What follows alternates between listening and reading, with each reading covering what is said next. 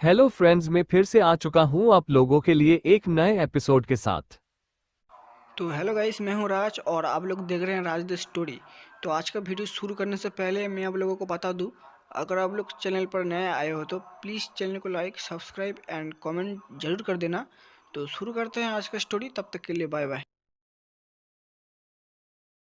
च 411 लुटेरा। शौर्य ने उन अमर कठपुतलियों को अपने शातिर दिमाग का उपयोग करके हरा दिया था। पर अभी भी वो दूसरे माले पर रखे उन दोनों खजानों से दूर था। जब शौर्य ने उस हॉल के अगले हिस्से का दरवाजा खोला, उसने पाया कि उस हॉल में एक बूढ़े की लाश बैठी हुई थी और उसकी गोद में एक किताब थी। वहीं उस बूढ़े की आत्मा गुस्से से शौर्य को देख रहा थी। जब शौर्य ने उसे बिल्कुल भी कोई इज्जत नहीं दी तो वो आत्मा भड़क उठी और उसने शौर्य को अपनी धागों जैसी पतली आध्यात्मिक रस्सियों से बांध दिया। शौर्य को क्या हुआ कुछ समझ नहीं आया, पर उसका शरीर अपनी जगह पर जकड़ गया।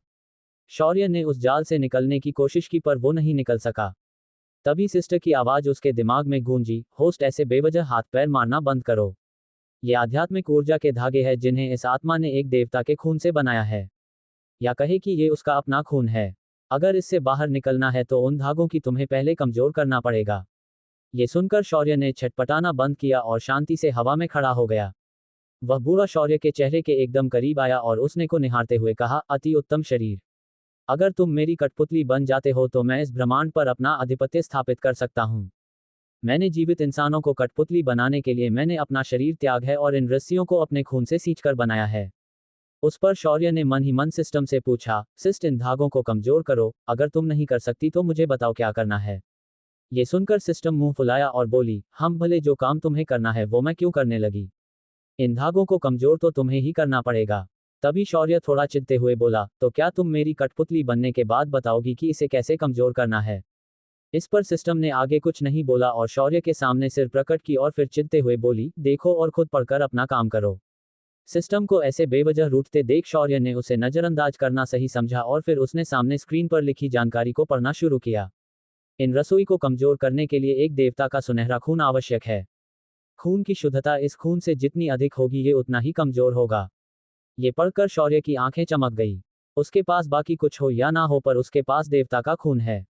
वो भी हल्के फुल्के नहीं, प्राचीन रचना का देवता त्वत्सर। लेकिन शौर्य ने जब अपना खून निकालने के लिए कोशिश की पर उसे एहसास हुआ कि वो हिल नहीं सकता। उसने अपने सामने आए आत्मा को देखा और उसे और भी अधिक चिढ़ महसूस हुई और उसने उस आत्मा के चेहरे की तरफ थूककर कहा, बुड्ढे, तेरी औकात नहीं है कि तू मुझे कठपुतली बना सके। बस एक बार मेरे हाथ खोल दे, मैं तुझे बताऊंगा कि मैं तेरे साथ क्या कर सकता हूँ।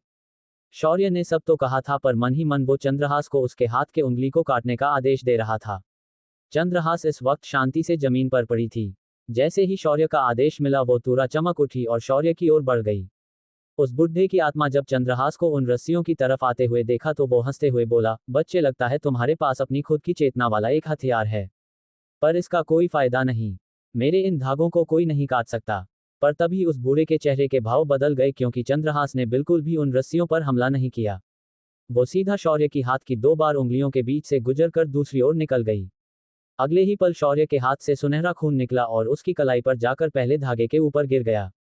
अगले ही पल उस धागे ने शौर्य के उन सुनहरे खून को सोखना शुरू कर दिया और शौर्य के चेहरे की मुस्कान छू हो गई।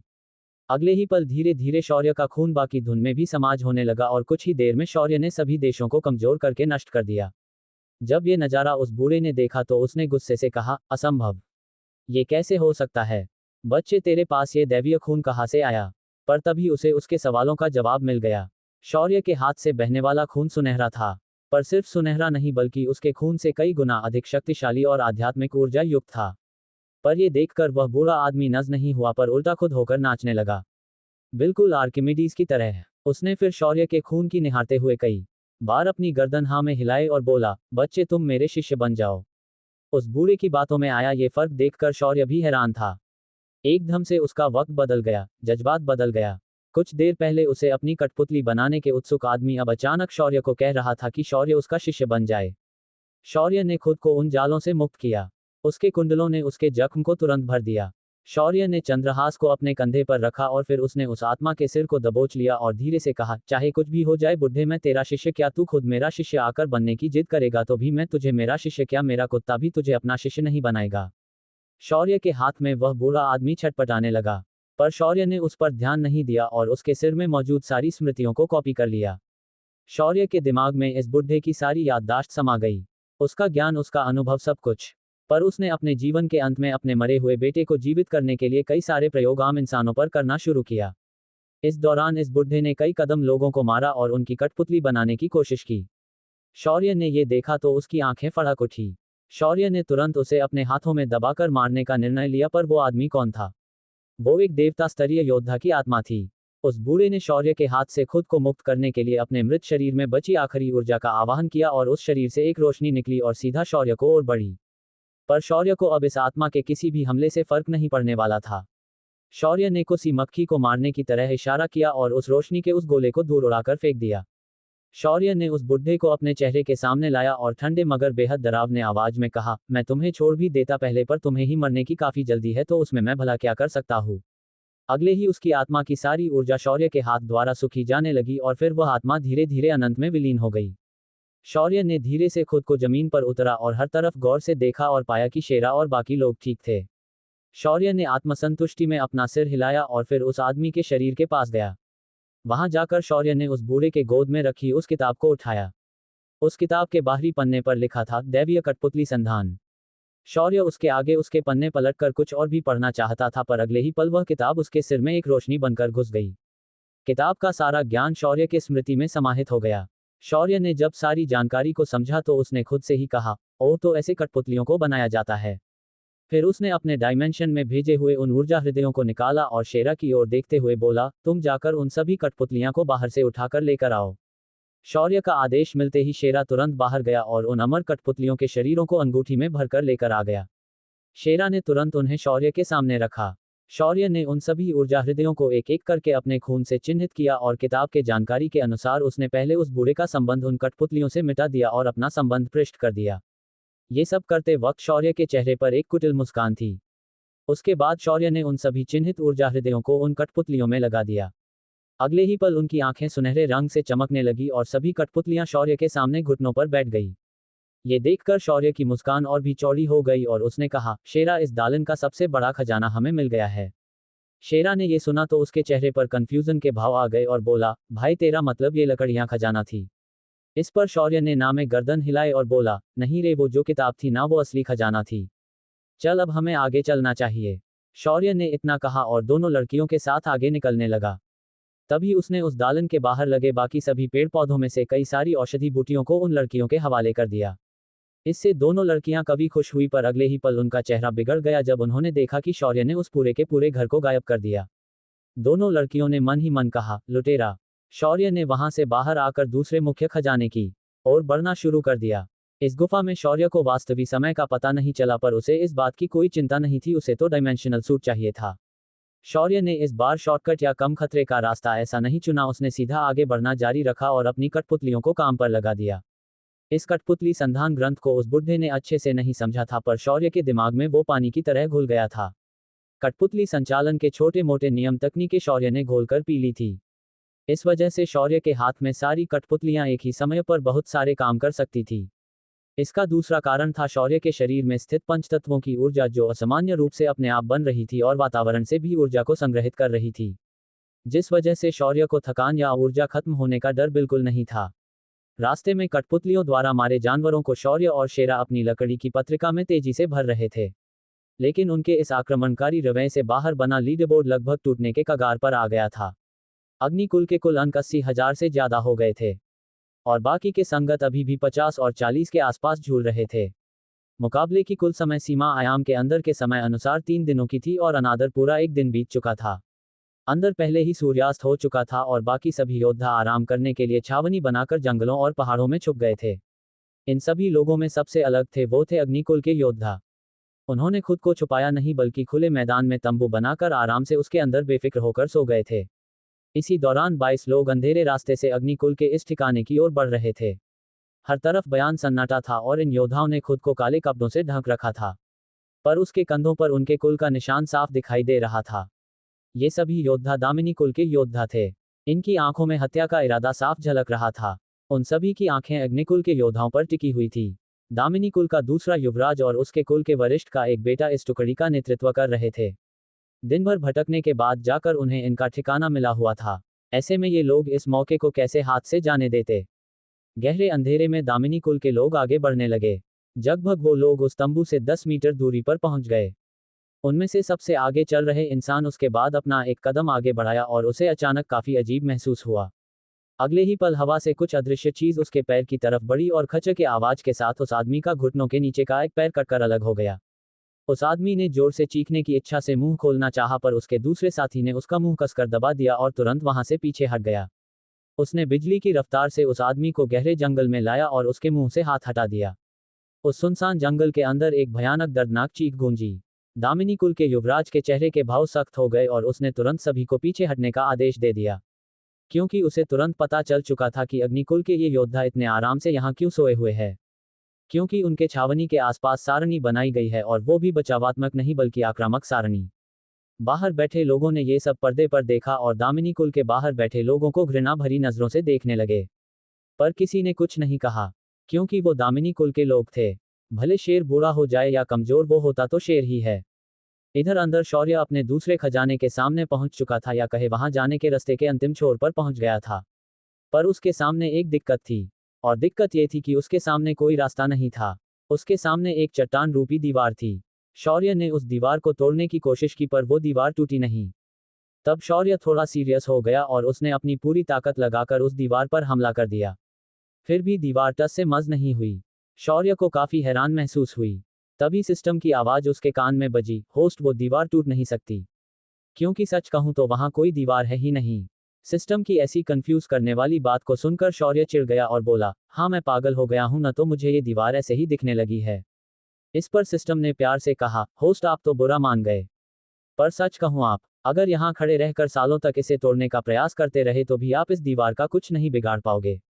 इसका कारण बहुत आसान है, क्योंकि यहाँ कोई दीवार नहीं है। ऐसा क्यों कह रही सिस्टम शौर्य को? कौन सा खजाना छुपा है इस दीवार के पीछे? क्या शौर्य उसे निकाल पाएगा? 412 अग्नि अश्वों से बातचीत।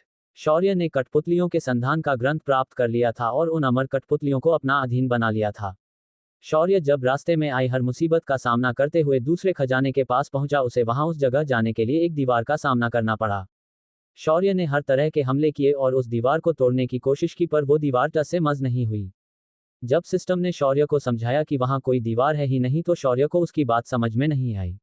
आखिर में परेशान होकर शौर्य ने अपने बाहुबल का प्रयोग करने की सोची और अपनी संपूर्ण शक्तियों को एकत्रित करके उस दीवार पर अपना घूंसा दे मारा। पर उसके घूंसा मारते ही जैसा कुछ हुआ जिसे देखकर शौर्य, शेरा और दोनों लड़कियां हक्का बक्का रह गई। जैसे ही शौर्य का घूंसा दीवार से टकराया, शौर्य का घूंसा उस दीवार को छुए बिना सीधा उसके आर पार हो गया, और अपने बल के प्रभाव के कारण शौर्य भी सीधा उस दीवार को पार करते हुए अंदर जा गिरा। शौर्य को ऐसे उस बिना दीवार को तोड़े ही उसके अंदर समा जाने पर शेरा और बाकी दोनों लड़कियां हैरान हो गई। इधर शौर्य इस अचानक हुए बदलाव के कारण खुद को संभाल नहीं पाया और औंधे मुंह अंदर आकर फर्श पर गिर गया। शौर्य का चेहरा फर्श पर सीधा रगड़ खा गया और उसके दोनों मेयर पीछे से ऊपर उठ गए। उसकी ये हालत अगर किसी ने देखी होती तो वो अब तक पेट पकड़कर हंसना शुरू कर दिया होता। और हुए भी ऐसा ही। सिस्टम और चंद्रहास ने इसे देखा और दोनों की दोनों पेट पकड़कर हंसने लगी। उनके हंसने की किलकारियां शौर्य के चेतना सागर में गूंज उठी। शौर्य ने तुरंत खुद को संभाला और सीधा खड़ा हो गया। उसने अपने कपड़े झटके और मन ही मन दोनों लड़कियों से कहा, अब हंसना बंद करो, कभी गलती से मिस्टेक हो जाती है। शौर्य की बात सुनकर दोनों ने हंसना बंद किया, मगर अभी भी उनके मुंह से फूस फूस की आवाजें निकल रही थी। शौर्य ने उन्हें बिल्कुल नजरअंदाज किया और कमरे का जायजा लेने लगा। कमरा पूरी तरह से अंधेरे से भरा हुआ था, पर शौर्य ने दालन को चुराते वक्त, मतलब उठाते वक्त या कहे कि उसे अपना बनाते वक्त, वहां ऊपर छत पर लगे उन चमकदार पत्थरों को भी निकाल लिया था। शौर्य ने उनमें से एक पत्थर को छत पर फेंका और वो छत में जाकर धंस गया। वहां तुरंत उजाला फैल गया। उजाले के फैलते ही शौर्य ने अपने सामने देखा कि उसके सामने हवा में एक कड़ा तैर रहा था, जिसके अंदर से काली रोशनी निकल रही थी। उस कड़े की सतह बिल्कुल काली थी और उसके अदन की आभा बहुत ही शक्तिशाली महसूस हो रही थी। शौर्य ने सिस्टम की मदद से उसकी जानकारी लेने की कोशिश की तो सिस्टम ने तुरंत स्क्रीन प्रकट की और उसकी जानकारी को बताना शुरू किया। वस्तु, कृष्ण विवर कड़ा। ये आयामी शक्तियों से बना हुआ कड़ा है। इसके अंदर किसी भी कृष्ण विवर को नियंत्रित या खंडित करने की क्षमता है, पर उपयोग के लिए उस योद्धा का देवता स्तर का साधक होना चाहिए। शौर्य ने अपने दिमाग पर जोर डाला और कहा, तो ये कड़ा ब्लैक होल बना सकता है। इतनी शक्तिशाली वस्तु के मिलने के बाद शौर्य काफी खुश हो गया और उसने उस कड़े को अपनी अंगूठी में डाल लिया। उसे पता था कि वो देवता स्तर का साधक नहीं है, इसीलिए उसने उसे अपनी अंगूठी में रखना बेहतर समझा। शौर्य ने उसके बाद कमरे का अच्छी तरह से जायजा लिया और हर उस दीवार को छूकर देखा। उसे फिर एक बार पहले जैसी गलती को दोहराने की कोई इच्छा नहीं थी। शौर्य के साथ वैसी घटना होने का कारण भी वो खुद ही था। असल में वो दीवार एक आयामी छलावा था, इसीलिए सिस्टम उसे बार बार चेतावन से रही थी कि वहां कोई दीवार नहीं है। इसका कारण बेहद सरल था कि उस छलावे के कारण शौर्य को वो दीवार असली लग रही थी और उसकी दिव्य दृष्टि भी उसे यही बता रही थी। शौर्य ने इसीलिए उसे हाथ से छुए बिना ही उस पर दूर से ही हमले करना शुरू कर दिया। लेकिन जैसे ही उसने उसे छुआ वो हैरान और परेशान हो गया, क्योंकि वो उस दीवार के आर पार निकल गया था। इधर बाहर खड़े शेरा ने लड़कियों को साथ किया और उस दीवार को छूकर देखा और उसका हाथ दीवार के आर पार चला गया तो वो भी तुरंत उस कमरे में दाखिल हुआ। शेरा के आने तक शौर्य ने उस कड़े को उठा लिया था और शौर्य इस वक्त उनके सामने हर उस दीवार को चुकरवाद रहा था। पर इस बार शौर्य को कोई अजीब चीज महसूस नहीं हुई। तभी उसकी कानों पर शेरा की आवाज पड़ी, भाई अपन को तो ये कमरा खाली लग रहा है, लगता है अपन लोग लेट हो गए। इस पर शौर्य ने हाँ में सिर हिलाया और शेरा को उन लड़कियों के सामने कुछ नहीं कहा और वहां से बाहर निकल गया। शौर्य का अगला पड़ाव तीसरा माला था। इधर बाहर आधी रात हो चुकी थी और अब लगभग सभी दल घोड़े बेचकर सो गए थे। हर तरफ सन्नाटा छाया हुआ था। तभी अग्निकुल के खेमे में हल्की हलचल हुई। एक योद्धा ने धीरे से अजीब आवाज निकाली और सभी योद्धाओं ने धीरे से आंखें खोली। उसके बाद सभी अग्निकुल के योद्धा तुरंत तैयार हो गए और चुपचाप गहरे जंगल में निकल गए। इधर शौर्य, जिसे वक्त का बिल्कुल भी अंदाजा नहीं था, उसने आखिरकार एक जगह रुकने के बारे में सोचा और एक बड़ी सुरंग को ढूंढकर वहां वह चमकीला रत्न छत पर लगाकर उजाला किया और सभी लोगों के साथ बैठकर आराम करने लगा। इस दौरान शौर्य और शेरा ने अपनी बातचीत शुरू की। भाई अपन को कितना समय हो गया ये पता ही नहीं चला, तुमको क्या लगता है? इस पर शौर्य ने सोचते हुए कहा, मुझे लगता है हमें यहाँ आकर एक पूरा दिन हो चुका होगा और बाहर रात हो चुकी होगी।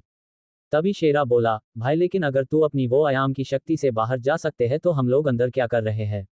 इस पर शौर्य ने तुरंत जवाब दिया, इसका कारण है एक विशेष प्रकार का कवच या कहे पूरा सूट जो इस खंडहर में मौजूद है।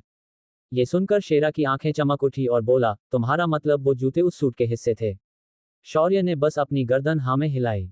तभी शेरा को अचानक कुछ सूझा और बोला, भाई एक बात पूछना भूल गया, तुमको मालूम वो बुढ़ा जो उन कठपुतलियों को नचा रहा था, उसकी आत्मा की आध्यात्मिक ऊर्जा काफी अजीब थी और उसकी आत्मा भी काफी अजीब थी। इस पर शौर्य ने लड़कियों की तरफ देखा जो चुपचाप कोने में बैठकर फल खा रही थी, आपस में बातें कर रही थी। उन्हें ऐसा देखकर शौर्य शेरा की ओर मुड़ा और बोला, शेरा तुम्हें पता है साधना के कितने तरीके होते हैं? इस पर शेरा बोला, भाई अपन को इतना कुछ तो नहीं पता, पर ये जानता हूं कि किसी को असली भगवान बनना हो तो उसे 7 चक्रों की साधना करनी पड़ती है। इस पर शौर्य ने हंसते हुए जवाब दिया, तुमने आधा सत्य कहा है। असल में साधना के कई तरीके होते हैं पर उनके हेतु और उद्देश्य अलग अलग होते हैं। कुछ लोग योग साधना करके मोक्ष की प्राप्ति करते हैं, कुछ अघोर साधना करके लंबी उम्र प्राप्त करते हैं, तो कुछ लोग सिर्फ अमृतत्व प्राप्त करने के लिए साधना करते हैं। इस पर शेरा तुरंत बोला, भाई अपन को ये अघोरी लोगों के बारे में मालूम है और योग साधना के योगियों के बारे में भी, पर ये अमर साधक क्या होते हैं? इस पर शौर्य ने एक गहरी सांस ली और बोला, मुझे इसके बारे में पूरी जानकारी नहीं है पर एक अंदाजा है। अमर साधक अपनी साधना के लिए सीधा आध्यात्मिक ऊर्जा को मणिपुर चक्र में समा करके उन्हें सूक्ष्म चक्रों और ऊर्जा बिंदुओं में प्रवाहित करके अपनी साधना को आगे बढ़ाते हैं। समरलोक के इस खंडहर को देखकर मैं ये बता सकता हूं कि ये उन्हीं साधकों की विरासत होगी। ये साधक भी काफी शक्तिशाली हो सकते हैं, ये हमने उस बूढ़ी आत्मा से लड़कर समझ लिया है। पर इनकी एक समस्या थी और वो ये थी कि देवत्व की प्राप्ति। इनके पास देवता स्तर की शक्तियां जरूर आ जाती थी पर वो कभी भी देवता नहीं बन सकते थे। वो अमर हो सकते थे पर उससे ज्यादा वो लोग कुछ नहीं कर सकते थे। तभी शेरा बोला, तो क्या इसी वजह से उन लोगों के इस रास्ते को लोगों ने छोड़ दिया होगा? इस पर शौर्य ने छत की तरफ देखा और कहा, मुझे नहीं लगता ऐसा हुआ होगा। इसका असली कारण तो ब्रह्मदेव ही दे सकते हैं। शेरा ने मुंह बनाते हुए कहा, अब इस झमेले में ब्रह्मदेव कैसे आ गए? इस पर शौर्य ने हंसते हुए कहा, वो तो आएंगे ही, क्योंकि उनके पास सृजन को क्षमता है और वो ऐसे ही बैठे बैठे दुनियाएं बनाते हैं और फिर वहां मुसीबत आ जाए तो उसकी जिम्मेदारी भगवान विष्णु और भगवान शिव को दे देते हैं। उसके बाद ये दोनों अलग अलग शक्तियों को बनाकर यहाँ भेजते हैं, एक दैवीय योजना का जन्म हो जाता है। तभी शेरा बोला, अपन को जहां तक मालूम है तू वाइल्ड कार्ड एंट्री है, क्योंकि किसी को भी इसकी उम्मीद नहीं थी कि तू आ जाएगा। सुनकर शौर्य हंसने लगा और बोला, हाँ तुमने सही कहा, मेरी एंट्री वाइल्ड कार्ड एंट्री ही है, क्योंकि पृथ्वी के युगों युगों के चक्र में एक बार भी भैरव की अगली विरासत किसी को प्राप्त हुई ही नहीं थी। वो तो मैं गलती से वहां गिर गया जहां इस विरासत और डायमेंशन के उस गोले को छोड़ रखा था। तभी शेरा भी बोला, इसीलिए तो तू बिल्कुल भी भैरव की तरह नहीं है। भगवान भैरव सबसे शक्तिशाली थे पर वो चालू और तेरी तरह कपटी तो बिल्कुल नहीं थे। वो मुझे कभी भी चोरी करने नहीं देते थे और किसी के साथ छल तो वो बिल्कुल भी नहीं करते थे। और सबसे बड़ी बात, वो तेरी तरह किसी पर संदेह नहीं करते थे। ये सुनकर शौर्य हंसने लगा और बोला, हा हा हा, तू इतना चतुर होकर भी इस मामले में बोला है। अगर मैं ऐसा नहीं होता तो तुम्हें लगता है इस समरलोक में मैं टिक भी पाता? तुम्हें पता है यहाँ जैसे को तैसा व्यवहार करने वाला ही सर्वशक्तिशाली बन पाता है। अगर मैं भी पुराने भैरों की तरह ऐसे ही लोगों पर आंखें बंद करके विश्वास करते बैठता तो मेरा भी हाल उनकी तरह ही हो चुका होता और मैं तो पृथ्वी पर ही खत्म हो गया होता। शौर्य की बात सुनकर शेरा को ऐसा लगा कि उसके सामने बैठा ये मनमौजी शौर्य आज सच में एक नए भैरों के रूप में योग्य बन गया था।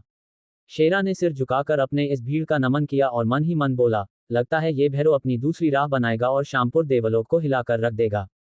इधर बाहर सुबह हो गई थी और सभी आसपास वनों में छुपे दूसरे कुलों और गुरुकुलों के योद्धा जो अग्निकुल को सबक सिखाने के लिए बेताब थे, उन्होंने आंख खुलते ही अग्निकुल के योद्धाओं की तरफ कुछ कर दी। लेकिन जब वो लोग यहाँ पहुंचे तो वहां सिर्फ खाली मैदान था। सभी ने अपने दांत पिसे लिए और गुस्से से वहां से निकल गए। इधर अग्निकुल के योद्धा आज के दिन आयाम के अंदरूनी क्षेत्र में प्रवेश कर चुके थे। उनके सामने ऐसे जीव भी अब तक आ चुके थे जो अर्धदैवीय स्तर के थे और कुछ ऐसे जीव जो हजारों की संख्या में रहना पसंद करते हैं। आज उनका सामना ऐसे ही एक घोड़ों के झुंड से हुआ जो अग्नि अश्व थे। इनकी प्रजाति इतनी दुर्लभ थी कि वो पूरे समरलोक में नहीं मिल सकते थे। इधर बाहर जब पर्दे पर मैदान में मौजूद लोगों ने उन घोड़ों को देखा तो उनकी आंखें चमक उठी। पर इस वक्त मुकाबले का समय था तो कोई अंदर जाने की हिम्मत नहीं कर रहा था। वहीं अग्निकुल के योद्धाओं ने भी उन अग्नि अश्वों को देखा और उनकी आंखें हैरान से कामों उठी। ये अश्व बहुत ही शक्तिशाली और दुर्लभ थे। साथ ही इनकी क्षमताएं बाकी अश्वों से काफी अलग थी। तभी अग्निकुल के प्रमुख योद्धा के जेब में रखा संचार मोती हिलने लगा तो उसने उसे एक कोने में जाकर बाहर निकाला। दूसरी तरफ से उसे आवाज सुनाई दी, मैं अग्निकुल का सेनापति समर तुम्हें आदेश देता हूं कि मेरे न अश्वों को कैद कर लो और उन्हें मारने की हिम्मत भी मत करना। ये सुनकर उस प्रमुख ने तुरंत जवाब दिया, जी महामहिम। इधर जब खुद के लिए महामहिम सुनकर समर का सीना चौड़ा हो गया। उसे अभी अभी सम्राट ने उन अश्वों की सारी विशेषताएं समझाई थी और उसने तुरंत अपने पास के संचार मोती से उस दल प्रमुख को संपर्क करके आगाह किया। दल प्रमुख ने जैसे ही सेनापति की आज्ञा प्राप्त की उसने तुरंत ही अपने साथियों के साथ कुछ बात की और वो एक कदम आगे बढ़कर उन सभी अश्व के सामने आए और दल प्रमुख ने ऊंची आवाज में कहा, मैं यहाँ तुमसे युद्ध करने नहीं आया हूँ, मुझे तुम्हारे कबीले के प्रमुख से बात करनी है। जब दल प्रमुख की आवाज गूंजी तो सभी अश्वों ने रास्ता बनाया और उसे आगे जाने का इशारा किया। उस दल प्रमुख के सामने एक अश्व खड़ा था जो दिखने में बहुत ही खूबसूरत था, पर उसके गर्दन पर बाल नहीं थे बल्कि ऊंची ऊंची आग की लपटें थी। उसके सिर पर सींग थे और उसकी आंखें गहरी और डरावनी थी। उस कबीले के प्रमुख अश्व को देखकर दल प्रमुख जरा भी नहीं घबराया और बोला, मैं अग्निकुल का दल प्रमुख अग्निदेव को शपथ लेकर कहता हूं कि मैं यहाँ आपसे सिर्फ बातचीत और सहयोग की अपेक्षा से आया हूं। मुझे आपसे बिल्कुल भी कोई शत्रुता नहीं है। मैं बस यहाँ हमारे सेनापति का संदेश लेकर यहाँ आया हूँ। उसकी बात खत्म होते ही उस घोड़े ने चिंघाड़ने की आवाज निकाली और बोला, मनुष्य प्राणी, तुमने अग्निदेव की शपथ ली है तो मैं तुम्हारी बात सुनना चाहूंगा। कहो, क्या संदेश दिया है तुम्हारे सेनापति ने? इस सवाल पर दल प्रमुख ने अपना सीना फुलाया और बोला, हमारे सेनापति का कहना है कि हम एक ही कुल और एक ही आराध्य के भक्त हैं। इस आधार पर हम आपसे सहयोग की अपेक्षा करते हैं। इस सहयोग के बदले अग्नि अश्व के जाति के सभी अश्वों को उचित संसाधन दिए जाएंगे और साथ ही उन्हें स्वातंत्र्य भी दिया जाएगा। आपको बस हमारे योद्धाओं का वहां बनना होगा। इसके साथ ही आपको हमारे युवराज शौर्य अग्निहोत्री उचित पुरस्कार भी देंगे। ये सुनकर अग्नि अश्व के कबीले के प्रमुख अश्व ने अपनी नाक की नथुनों को सिकुड़ा और गुस्से से कहा, तुम भले ही एक अग्नि वंश से संबंधित हो पर तुम कभी भी हमारे जितना अग्निदेव से करीब नहीं जा सकते। तुम्हारी रक्तरेखा भी काफी धूमिल है जिस वजह से हम तुम जैसे निचले दर्जे के प्राणी का स्वामित्व नहीं स्वीकार कर सकते। जाकर अपने युवराज से कह देना कि अग्नि अश्व कबीले का ये प्रमुख उसके स्वामित्व को ठुकराता है। ये सुनकर सेनापति का चेहरा उतर गया यार, उसके कंधे लटक गए। वो चिपक अपनी जगह पर वापस आया और उसने संचार मोती को सक्रिय किया। तभी उसे दूसरी तरफ से आवाज आई, कोई समस्या दल प्रमुख? किससे संपर्क बनाया था दल प्रमुख ने? क्या शौर्य तीसरे माले की चुनौती पार कर पाएगा? क्या दल प्रमुख अग्नि अश्व को अपने दल में शामिल कर देगा? 413 शौर्य का कमाल। शौर्य अपने तीसरे माले के सफर पर निकल चुका था। वहीं दूसरी ओर अग्निकुल के योद्धा इस वक्त अग्नि अश्वों के सामने खड़े थे और उन्होंने उनके सामने अग्निकुल के साथ मिलने का प्रस्ताव रखा था। पर अग्नि अश्वों के कबीले के प्रमुख अश्व ने युवराज से बात करने की बात कही, जिस पर दल प्रमुख ने अपने संचार मोती से संदेश भेजा और दूसरी तरफ से आवाज आई, बोलो दल प्रमुख, क्या बात है? ये आवाज सुनकर दल प्रमुख की आंखें चमक गई और उसने जल्दी जल्दी बोलना शुरू किया। युवराज, हम लोग यहाँ अग्नि अश्व के सामने खड़े हैं और हमने उनके साथ सहयोग की बातचीत की, पर उनके प्रमुख का कहना है कि वो आपसे बात करना चाहते हैं। ये सुनिए, दूसरी तरफ से आवाज आए, जहां हो वही रुको, मैं अभी आ रहा हूं। आवाज करते ही सेनापति के बगल में स्पेस में दरार खुली और उसमें से एक सुंदर और सुडौल युवक बाहर निकला। अब इतना हैंडसम तो एक ही था, अपना शौर्य। शौर्य ने बाहर आते ही अपने सामने हजारों की संख्या में अग्नि अश्वों को देखा। पर बाहर जो लोग इस नज़ारे को पर्दे पर देख रहे थे, जब उन्होंने शौर्य को ऐसे स्पेस की दरार से बाहर आते हुए देखा तो उन्होंने शोर मचाना शुरू किया। हे भगवान, अग्निकुल का युवराज आयाम तत्व पर स्वामित्व प्राप्त कर चुका है। देखो, उसकी उम्र अभी 20 साल भी नहीं है और वो इस तत्व पर इस हद तक नियंत्रण प्राप्त कर चुका है। तभी जवान लड़की ने ऊंची आवाज में कहा, अगर युवराज शौर्य इस मुकाबले को पहले स्थान से जीत जाते हैं तो मैं उनकी दासी बनने के लिए तैयार हूं। वहीं एक और लड़की ने जोर से कहा, युवराज शौर्य, चाहे जमाना कितना भी आपके विरुद्ध जाए, मेरे लिए आप ही मेरे राजकुमार होंगे जो इन अग्नि अश्वों के साथ आएंगे और मुझे के जाएंगे। उस लड़की की पागलपन भरी बातें सुनकर एक पल के लिए सभी लोगों की नजरें सिम्हाकुल के उस युवती पर गई और उन्होंने देखा कि बेहद खूबसूरत युवती ये सब शौर्य से कह रही थी। इसके बाद तो लड़कियों के चिल्लाने की बाढ़ आ गई और एक के बाद एक सुंदर बदसूरत लड़कियां सिर्फ शौर्य के लिए चिल्लाने लगीं। इसका कारण काफी सरल था। शौर्य जहां प्रकट हुआ था वहां उस स्थान का मुख्य संचार मोती लगाया गया था और शौर्य को सभी लड़कियां एकदम नजदीक से देख पा रही थी। मैदान में मौजूद महिलाओं और लड़कियों का ऐसा प्रभावित होते देखकर वहां उपस्थित लड़कों के दिलों पर खंजर चल रहा था। तभी शाश्वती ने अपनी बगल में बैठी इंदुजा और रेवा को देखा और बोली, इन लड़कियों को क्या लगता है हमारा पति इनकी जैसी लड़कियों के लिए पागल हो जाएगा?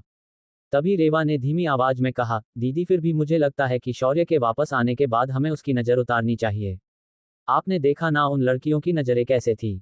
शौर्य को स्पेस की दरार से वहां प्रकट होते देखकर उस अश्व के कबीले के प्रमुख अश्व ने आगे आते हुए शौर्य को नीची नजरों से देखा और बोला, तुम्हारी रक्तरेखा भी अग्निकुल के बाकी लोगों की तरह अशुद्ध है। हम तुम्हारा स्वामित्व अब तो बिल्कुल स्वीकार नहीं करेंगे। ये सुनकर सभी अग्निकुल के योद्धाओं ने सिर झुका लिया। तभी शौर्य ने भी उस अश्व को ध्यान से देखा और पाया कि ये अश्व सच में ताकतवर तो है, साथ ही इनका तत्व भी अग्नि ही है। लेकिन बाहर जो लोग शौर्य को खत्म करना चाहते थे उनके लिए ये एक उपलब्धि थी। उन्होंने बाहर से अपने अपने कुल और गुरुकुल के लोगों को शौर्य की सही सही जगह बताना शुरू किया और उसे मारने के आदेश दे दिए। शौर्य ने उस अश्व के प्रमुख को ध्यान से देखा और पाया कि ये जानवर सच में बाकी अश्वों से अलग था और उसकी शक्तियां अर्धदैवीय स्तर तक पहुंच चुकी थी। शौर्य ने सोचा, इतनी ताकत है तो जाहिर है कि इतनी अकड़ तो बनती है। शौर्य ने फिर अपने भाव बदले और उस अश्व के कबीले के प्रमुख के आने गया और उसकी आंखों में देखते हुए बोला, तुम मुझे मेरी रक्तरेखा के बारे में ऐसे बता रहे हो जैसे तुम्हारे कबीले के पास शुद्ध रक्तरेखा है। कभी ये सोचा है कि अर्धदैवीय स्तर के बाद तुम कभी आगे भी बढ़ पाओगे? पर हाँ, मेरे पास ऐसा कुछ है जो तुम्हें अभी इसी वक्त अर्धदैवीय स्तर तक पहुंचा सकता है। पर वो क्या है ना कि नहीं, ऐसे ही किसी को मदद नहीं कर सकता। अब तुम मुझे सोचकर बताओ कि तुम्हें तुम्हारी ऊर्जा बढ़ानी है या ऐसे ही अर्धदैवीय स्तर पर रहना है। ये सुनकर उस कबीले के प्रमुख अश्व की आंखें चमक गई, क्योंकि इस दुनिया में शक्ति सब कुछ है और जिस स्तर पर तुम हो उससे आगे जाने की सुप्त इच्छा तुम्हारे मन में हमेशा बनी रहती है, पर अगर तुम उसी जगह अटक जाते हो तो तुम आगे नहीं बढ़ सकते। और जब तुम लंबे समय तक आगे नहीं बढ़ पाते तो यही सुप्त इच्छा तुम्हारे मन में घर करने लगती है और तुम्हें बार बार आगे बढ़ने के लिए उत्तेजित करने लगती है। ऐसा ही कुछ इस अश्व प्रमुख के साथ भी था।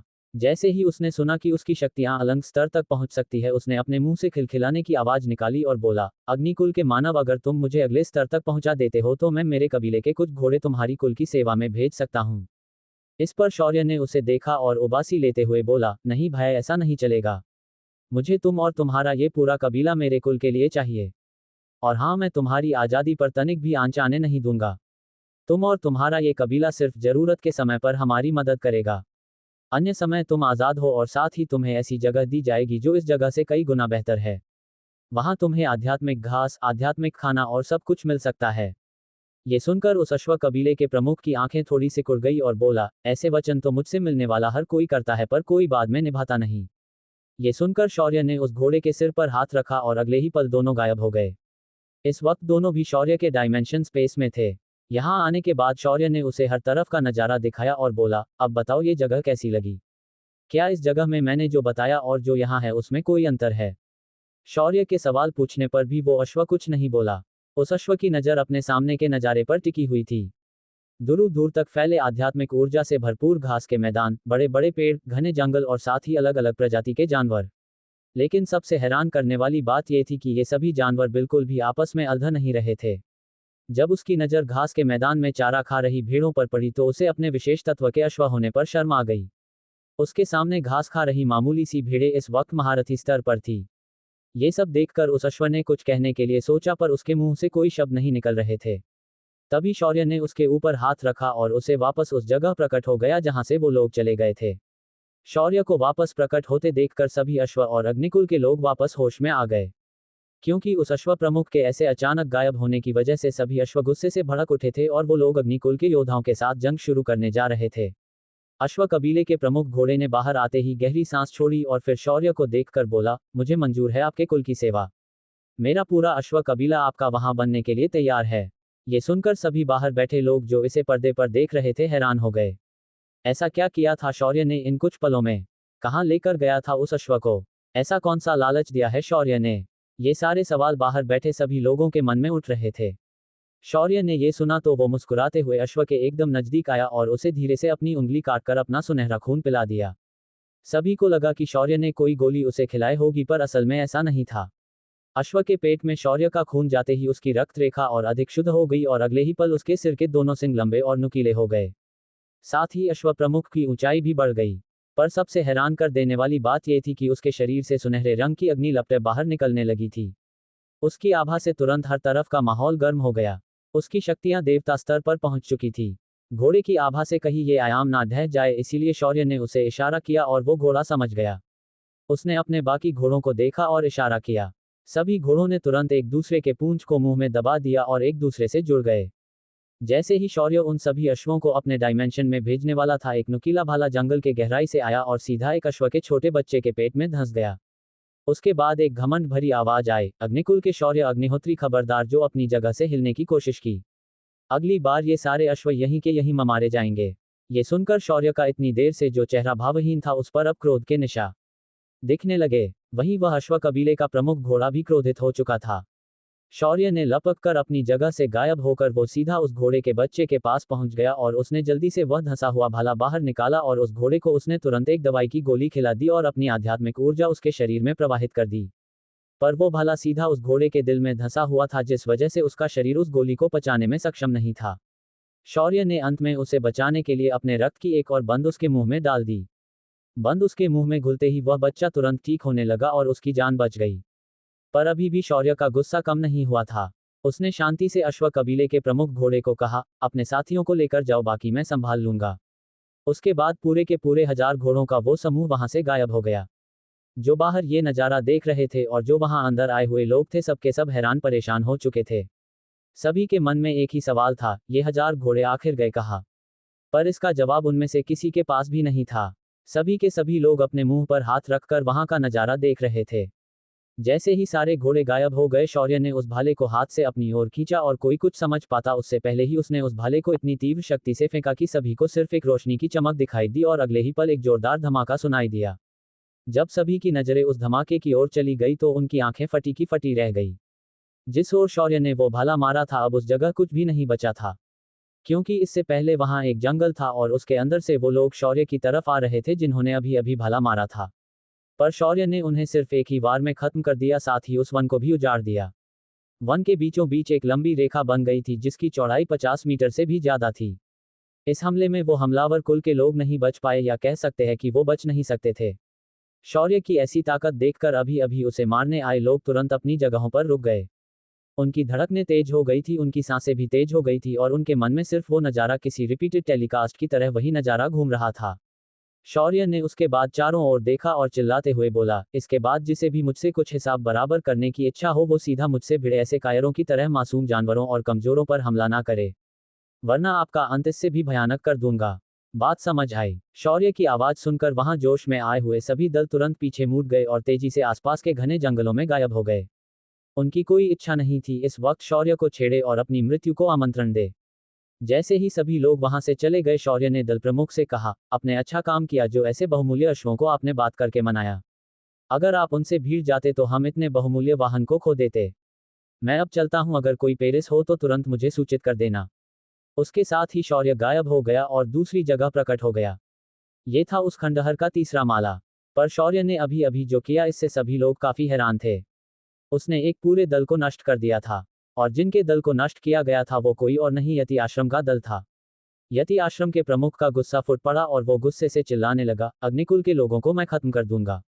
तुम्हारा ये दुस्साहस कि तुम यति आश्रम से सीधा दुश्मनी लो। भूलो मत, हमारे आश्रम में 2 देवता स्तर के योद्धा है। हम तुम्हें मिटाकर रख देंगे। पर तभी एक रोशनी की किरण चमकी और अगले ही पल उस आश्रम प्रमुख का सिर धड़ से अलग होकर गिर गया। तभी सभी को एक ठंडी आवाज सुनाई दी, मेरे पति और मेरे परिवार के बारे में ऐसी बकवास बातें करने की तुम्हारी हिम्मत कैसे हुई? अगली बार अगर किसी ने मेरे परिवार के बारे में कुछ कहा तो उनका नामो निशान मिटाया जाएगा। सभी ने इस आवाज की ओर देखा तो उनकी नजर शाश्वत पर पड़ी। वो लोग जो इतनी देर तक उसकी सुंदरता पर मोहित हो चुके थे पर अब उसकी बर्बरता देखकर डर गए थे। इधर शौर्य ने अंदर आते ही तीसरे माले पर प्रवेश किया और आगे बढ़ने लगा।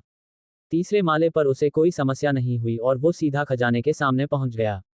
पर यह खजाना डायमेंशनल सूट का हिस्सा नहीं था, बल्कि ये खजाना थे 2 अजीब से काले और सफेद रंग के टुकड़े। शौर्य ने अपने नक्शे में देखा था कि तीसरे माले पर उसे 3 खजाने मिलने वाले हैं, और इस वक्त उसके सामने पड़े 2 अलग अलग टुकड़े असल में वो पहला खजाना थे। क्या राज है इन 2 तरह के टुकड़ों के खजाने का? क्या शौर्य इस माले पर किसी और नई मुसीबत में फंस जाएगा? क्या शौर्य के पास आयाम तत्व की बात सुनकर बाकी कुल के लोग उसे जाने देंगे? 414 आयामी शक्तियों का उद्देश्य। शौर्य और उसके साथी इस वक्त तीसरे माले के पहले खजाने के सामने खड़े थे। ये खजाना बड़ा ही अजीब था। इसे सिस्टम ने खजाना बताया था तो ये खजाना कहा जा सकता था, पर देखने वाले लोगों को ये सिर्फ 2 टुकड़े थे जो चौकोर आकार के थे। शौर्य ने आगे बढ़कर उस कमरे नुमा गुफा में प्रवेश किया। उस कमरे के अंदर भी कृत्रिम रोशनी की व्यवस्था थी। शौर्य ने आसपास की दीवारों और छतों पर बड़ी ही अजीब पैटर्न में उकेरे गए चित्र देखे। ये सभी चित्र एक कहानी में पिरोए गए थे। चित्र की शुरुआत बाई दीवार पर बने चित्र से हो रही थी, जिसमें एक साधक साधना करना शुरू कर देता है, पर वो जब भी साधना का कोई पड़ाव पार करता था तो उसे बिजलियों के हमलों से गुजरना पड़ रहा था। इससे ये सिद्ध हो रहा था कि उसकी साधना स्वर्ग के नियमों के विरुद्ध जा रही थी। अगले चित्र में दिखाया गया था कि वो साधक स्वर्ग के विरुद्ध जाकर अपनी साधना को जारी रखता है। अंत में स्वर्गीय देवता उस पर आक्रमण करते हैं और उसे घायल कर देते हैं। घायल होने के बाद स्वर्गीय शक्तियां वापस चली जाती है, पर वो साधक हार नहीं मानता और फिर एक बार स्वर्गीय शक्तियां को आवाहन देकर साधना का अगला पड़ाव पार करता है। पर इस पड़ाव को पार करने के बाद स्वयं स्वर्गीय देवता नीचे आते हैं और उस साधक को शिक्षा देते हैं। पर वो साधक उनके विरुद्ध भी लड़ जाता है, पर स्वर्गीय देवताओं के सामने वो टिक नहीं पाता और मारा जाता है। तभी अगला चित्र आगे की कहानी बताना शुरू कर देता है। इस चित्र में जानी पहचानी आकृति थी, सबके प्यारे भोलेनाथ की आकृति। इस चित्र में भोलेनाथ साधना का नया तरीका बताते हुए दिखाया गया। ये साधना तकनीक कुंडलिनी चक्रों से संबंधित साधना को दर्शा रही थी। उसी चित्र में ये भी देखा जा सकता था कि स्वर्गीय देवताओं ने भी इस साधना को मान्यता दी थी।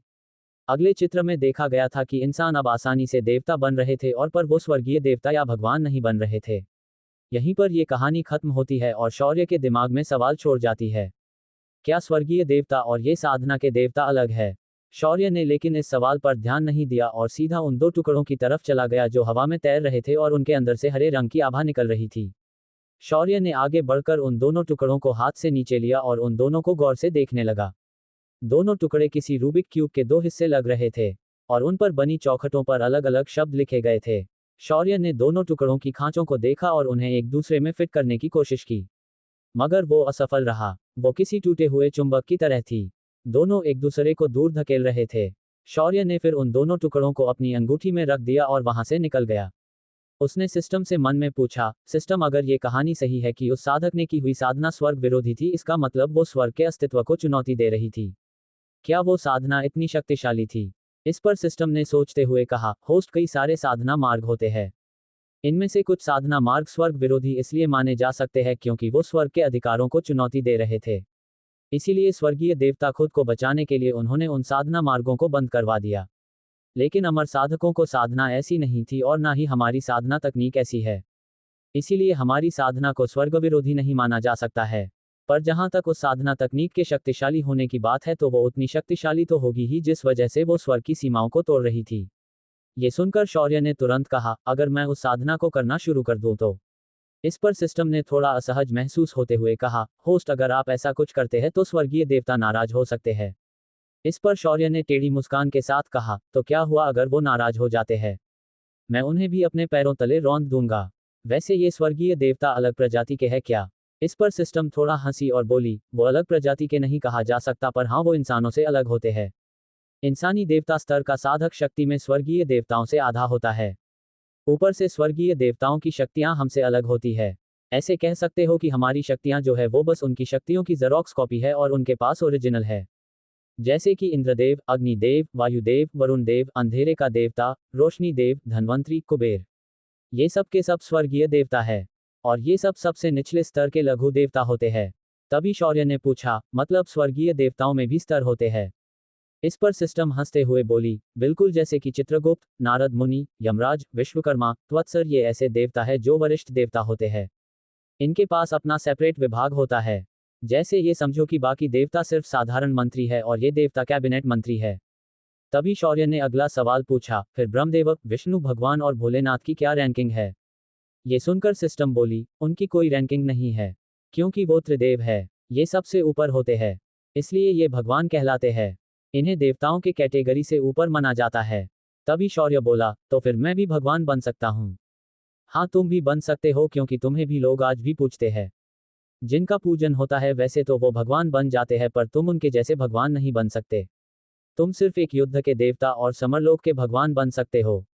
तुम्हारा स्कोप लिमिटेड है। हाँ, अगर आगे जाकर तुम दूसरी दुनिया में चले जाते हो तो फिर तुम वहां भी भगवान बन सकते हो। ये उस पर निर्भर करता है कि तुम कितनी भक्ति की शक्ति प्राप्त कर पाते हो। ये सुनकर शौर्य को अच्छा लगा और उसके मन में उमड़ रहे कई सवाल हल हो गए। इधर बाहर इतनी देर से शौर्य को चुपचाप देखकर प्रेमा से रहा नहीं गया और वो आखिर में बोल पड़ी, दंतमंजन, तुम दोनों इस वक्त इतने शांत क्यों हो? ये सुनकर शौर्य ने शेरा की ओर देखा और शेरा ने शौर्य की ओर देखा, फिर मुड़कर उन लड़कियों को देखा। फिर दोनों भी हंस पड़े। शौर्य ने उसके बाद धीरे से कहा, कुछ नहीं, हम बस उन चित्रों के बारे में सोच रहे थे। क्या तुम्हें कुछ समझ आया उन चित्रों से? ये सुनकर दोनों लड़कियों ने ना में सिर हिलाया।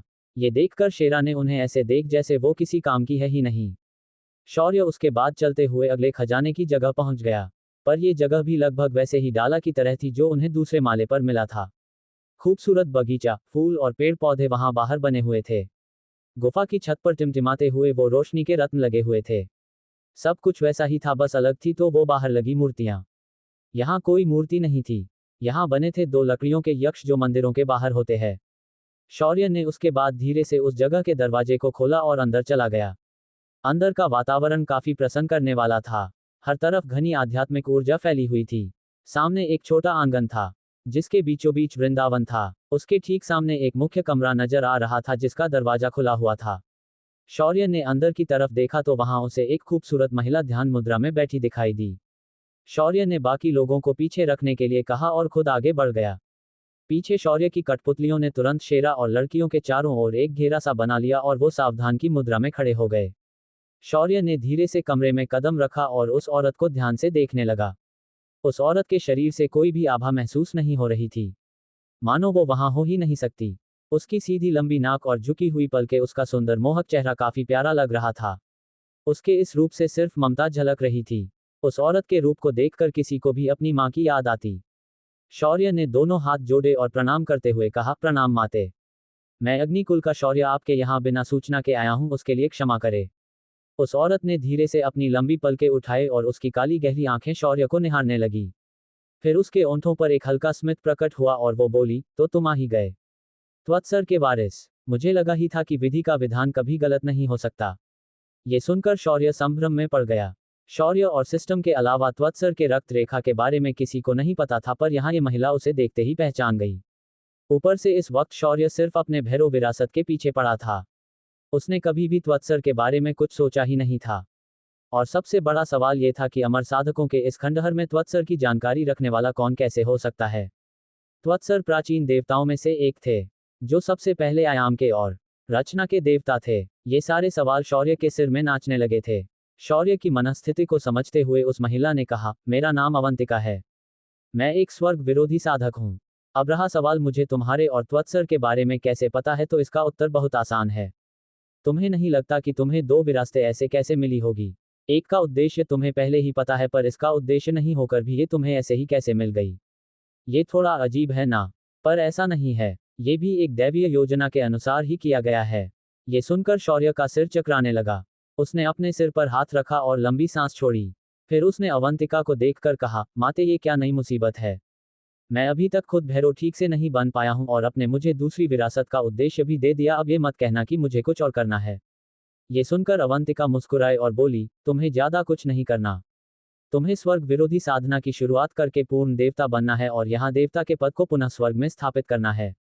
ये सुनकर शौर्य ने अवंतिका को ऐसे देखा जैसे उसकी बात पर शौर्य को यकीन ही नहीं हुआ। तभी अवंतिका ने आगे कहा, मुझे तुम्हारे पास आयामी घन की आभा महसूस हो रही है। इसका अर्थ है कि तुमने उन चित्रों को देखा है और उन्हें समझा है। तो मैं तुम्हें ज्यादा नहीं बताऊंगी, बस इतना समझ लो कि जिसे स्वर्ग के देवताओं ने मिलकर स्वर्ग विरोधी साधक समझकर मारा है वो कोई और नहीं स्वयं भगवान त्वत्सर थे। ये सुनकर शौर्य का सिर एकदम से चकराने लगा। त्वत्सर एक प्राचीन न देवता थे, उन्हें कैसे स्वर्ग लोक के देवता मार सकते थे? ये असंभव था। तभी अवंतिका शौर्य की ओर देखा और पूछा, तुम्हें नहीं जानना चाहोगे कि ऐसा कैसे हुआ? इस पर शौर्य ने सिर्फ हाँ में अपनी गर्दन हिलाई तो अवंतिका ने बोलना शुरू किया, भगवान त्वत्सर की आयाम और काल की शक्तियां काफी खतरनाक थी और जिस वजह से स्वर्गीय देवताओं को उनके अति बलवान होने से डर लगने लगा था, जिसके चलते वर्तमान इंद्र ने उनकी शक्तियों को छीन लिया और उन्हें धरती लोक पर इंसान बनकर रहने भेज दिया। पर कहते हैं ना, अगर तुमने किसी का देवत्व छीन लिया तो भी वो देवता ही होता है। ऐसा ही कुछ उनके साथ भी हुआ और उन्होंने अपनी देवत्व प्राप्ति की साधना आरंभ कर दी और ये स्वर्गीय देवताओं को पसंद नहीं आया और उन्होंने उनकी साधना में आपदा निर्माण करना शुरू कर दिया। अंत में उन्होंने त्वत्सर के पूर्ण देवता बनने से पहले ही खत्म कर दिया। ये सुनकर शौर्य धड़ाम से अपने घुटनों पर बैठ गया। उसके शरीर में मौजूद त्वत्सर का खून उबाल मारने लगा था। इससे ये स्पष्ट हो रहा था कि उस खून को भी इस सच्चाई से काफी बुरा लगा था। तभी अवंतिका ने आगे बताना जारी रखा, भगवान त्वत्सर को जब ये पता चला कि उनकी शक्तियां नष्ट करने का षड्यंत्र रचा जा चुका है तो उन्होंने अपनी रक्त रेखा को समाहित करके उनके प्रिय शिष्य और निर्माण के देवता विश्वकर्मा को एक आयाम बनकर सौंप दिया। ये आयाम बहुत ही खास था, जिसके अंदर ना कोई देवता आ सकता था और ना ही कोई बाहर जा सकता था। ऊपर से ये आयाम स्वर्ग के नियंत्रण से मुक्त था। ये सुनकर शौर्य खड़ा हो गया और बोला, तो इसका मतलब ये भी एक नियोजित योजना थी? इस पर अवंतिका ने हल्के से मुस्कुराकर कहा, हाँ ऐसा ही समझो। वैसे ये तुम्हारे पास कैसे आया और क्यों आया मुझे पता नहीं था, पर मुझे विश्वकर्मा ने ये बताया था कि भैरव की विरासत धारण करने वाला ही अगला आयाम का स्वामी होगा। क्योंकि मेरे गुरु की रक्त रेखा अब तुम्हारे पास है तो मैंने तुम्हें आते ही महसूस कर लिया था। मैं त्वत्सर के मानव रूप की शिष्या हूँ। उन्होंने मुझे आयाम का सारा ज्ञान दिया और मुझे तुम्हारे स्वागत के लिए यहाँ छोड़ दिया। तभी शौर्य बोला, तो क्या वो डायमेंशनल सूट अपने ही यहाँ रखा है? इस पर अवंतिका ने अजीब नजरों से देखा और थोड़ा चिढ़ते हुए बोली, वो आयामी पोशाक कहलाती है, उसे शूट नहीं कहते। ये सुनकर शौर्य ने सिर्फ मुस्कान दी और कुछ नहीं बोला। फिर अवंतिका ने शौर्य के माथे पर उंगली रखी और अपना सारा ज्ञान पलक झपकते शौर्य के दिमाग में स्थानांतरित कर दिया और बोली, मेरे पास भगवान त्वत्सर की रक्त रेखा नहीं है तो मैं इनमें सके शक्तियों का प्रयोग नहीं कर सकती, पर तुम ऐसा कर सकते हो। मैंने सारी तकनीकें तुम्हें दे दी है, अब तुम आगे के सफर के लिए जा सकते हो। ये सुनकर शौर्य तपाक से बोला, ऐसे कैसे? मुझे अभी तक खजाना नहीं मिला। ये सुनकर अवंतिका मुस्कुराए और उसने अपने हाथ की कलाई का कड़ा उतारा और शौर्य को देते हुए बोली, ये भगवान त्वत्सर की आखिरी रचना है। इसका उपयोग तुम अपने आयामी पोशाक को सक्रिय और नियंत्रित करने के लिए कर सकते हो। ये सुनकर शौर्य ने लपक कर उस कड़े को ले लिया और उसने सिर झुकाकर अवंतिका को प्रणाम किया। अवंतिका ने उसे मुस्कुराकर आशीर्वाद दिया और अनंत में विलीन हो गई। वो कहाँ गई ये तो शौर्य को भी पता नहीं था, पर एक बात उसे अब पता थी कि स्वर्गीय देवताओं ने जो आयामी देवता का पद स्वर्ग से नष्ट किया है उसे पुनः स्थापित करना है। शौर्य तुरंत वहां से बाहर निकल आया और अपने साथियों के साथ मारकाट मचाते हुए अगले खजाने के पास पहुंच गया। इस बार उसे इतना ज्यादा समय नहीं लगा, पर जैसे ही वह अगले खजाने को लेने के लिए पहुंचा वो सामने का नजारा देखकर हैरान रह गया। क्या देखा था शौर्य ने अपने सामने? क्या शौर्य आयामी पोशाक को प्राप्त कर पाएगा? क्या शौर्य कामयाब हो पाएगा आयामी देवता के पद को पुनः स्थापित करने में?